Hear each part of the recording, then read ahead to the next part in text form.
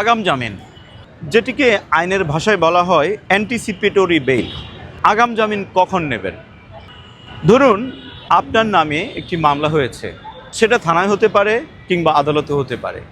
থানায় যখন একটি মামলা হয়, অর্থাৎ থানায় যখন একটি মামলা এফআইআর হয়, সঙ্গে সঙ্গে পুলিশ কিন্তু আপনাকে গ্রেফতার করতে পারে। আবার আদালতে কোনো একটি মামলা হওয়ার পর আদালত যদি আপনার বিরুদ্ধে অ্যারেস্ট অফ ওয়ারেন্ট জারি করে, সেই ক্ষেত্রে পুলিশ আপনাকে যে কোনো সময় গ্রেফতার করে ফেলবে। সেই ক্ষেত্রে আপনি গ্রেফতার এড়ানোর জন্য আপনি মহামান্য হাইকোর্ট থেকে অগ্রিম জামিন নিতে পারেন।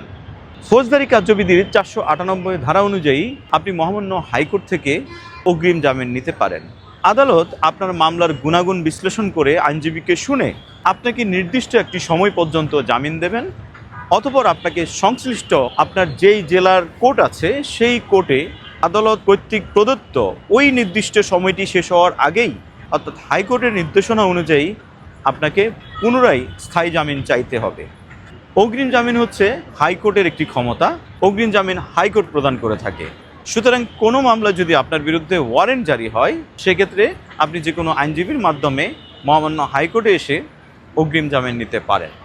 অগ্রিম জামিনের মাধ্যমে হাইকোর্ট যে নির্দিষ্ট সময়টা আপনাকে জামিন দেবে, হাইকোর্ট নির্দেশনা দিয়ে থাকেন ওই সময়তে আপনাকে কোনো আইনশৃঙ্খলা বাহিনী, পুলিশ বা অন্য কেউ আপনাকে অ্যারেস্ট কিংবা কোনো ধরনের হ্যারাসমেন্ট করতে পারবে না।